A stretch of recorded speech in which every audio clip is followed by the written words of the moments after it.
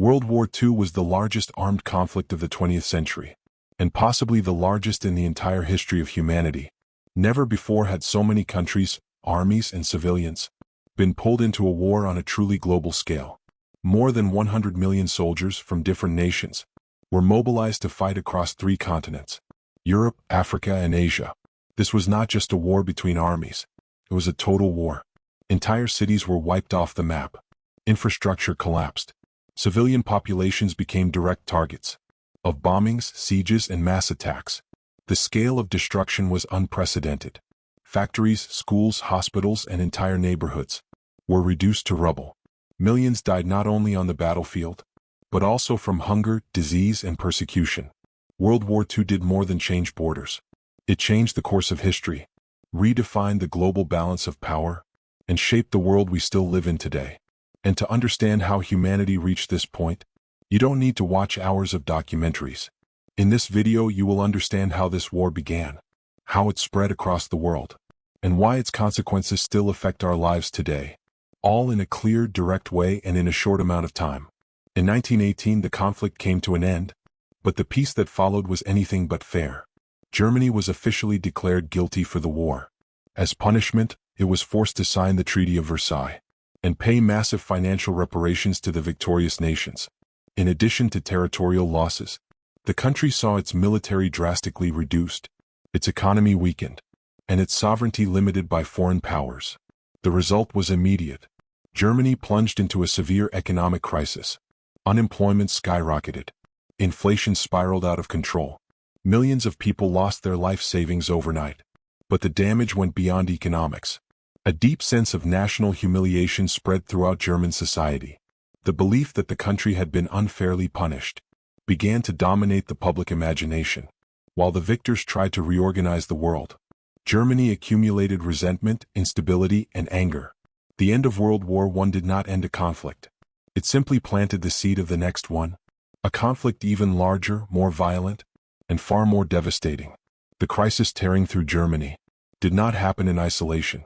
By the late 1920s, the entire world was on the verge of collapse. In 1929, a historic crash of the New York Stock Exchange triggered the Great Depression, the worst economic crisis of modern capitalism. The United States, until then the engine of the global economy, saw banks collapse, businesses shut down, and millions of people lose their jobs. But the impact did not stop in America. Europe's economy, already weakened by World War I, depended heavily on American loans and investments. When that flow of money suddenly stopped, the domino effect was immediate. Industries came to a halt. International trade collapsed. Unemployment spread across Western Europe. In Germany, the crisis was catastrophic. Hyperinflation wiped out wages and savings. Hunger and poverty became part of everyday life. The state appeared incapable of offering solutions. In times of desperation, simple answers and radical speeches begin to sound convincing. The Great Depression did not create extremism, but it provided the perfect environment for it to spread.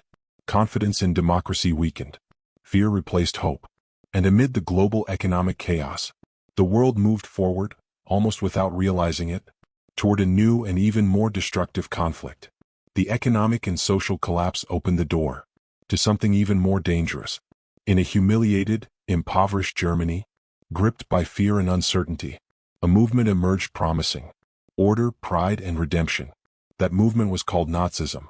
By exploiting popular resentment, the Nazi Party built its strength on simple, direct messages.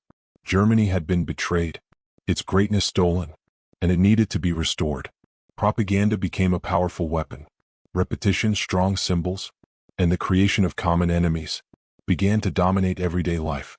Within this environment, a charismatic leader rose to prominence: Adolf Hitler.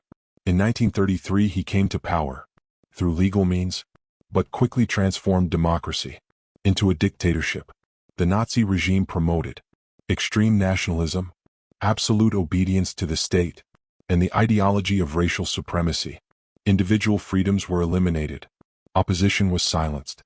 Society became controlled through fear, propaganda, and repression. At the same time, the government promised jobs, economic growth, and the restoration of national honor. For many Germans, amid chaos and despair, these promises felt like hope. But behind the language of order and greatness, Nazism was preparing the country for war. Hitler's rise was not a historical accident. It was the direct result of unresolved crises, poorly handled punishments, and a world that underestimated the power of extremism. Germany was not the only country dissatisfied with the world order created after World War I. Other nations also felt wronged by the peace agreements. Italy, despite being among the victors, believed it had received too little territory. This sense of frustration fueled the rise of fascism led by Benito Mussolini.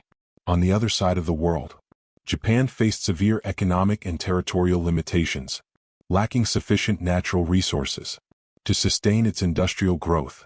The country began to view military expansion as its only solution. Meanwhile, global power was concentrated in the hands of a few. France and Great Britain expanded their territorial empires, and the United States emerged as the world's leading economic power, controlling nearly 50% of global capitalist production. This imbalance created deep tensions. Defeated or frustrated nations began to question the legitimacy of the new international order. It was within this context that Germany, Italy, and Japan found common interests. Though geographically distant and culturally different, these nations shared a desire for expansion, the revision of treaties, and greater power. Without formal announcements at first, these political and military alignments gave rise to what became known as the Axis.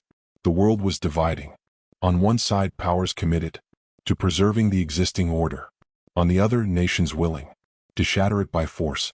Alliances were forming, and the next step would be war. Before war was officially declared, the world was already burning. The dissatisfied powers began to act. In 1931, Japan took the first major step. Its military forces invaded regions of China, beginning the occupation of Manchuria. The justification was simple: secure natural resources and expand influence in Asia. In reality, it marked the beginning of an aggressive expansion that directly challenged the international order. A few years later, in 1935, it was Fascist Italy's turn. Under Benito Mussolini, Italian troops invaded Ethiopia, one of the few African nations that still maintained its independence. The invasion exposed the weakness of international organizations at the time. Condemnations followed, but effective action did not. Meanwhile, in the heart of Europe, Nazi Germany advanced quietly. Hitler invested heavily in economic reconstruction and in rebuilding the German military, which grew to nearly 800,000 soldiers. All of this directly violated the Treaty of Versailles. In 1938, Germany annexed Austria. Like the video, subscribe to the channel and stay tuned for part 2.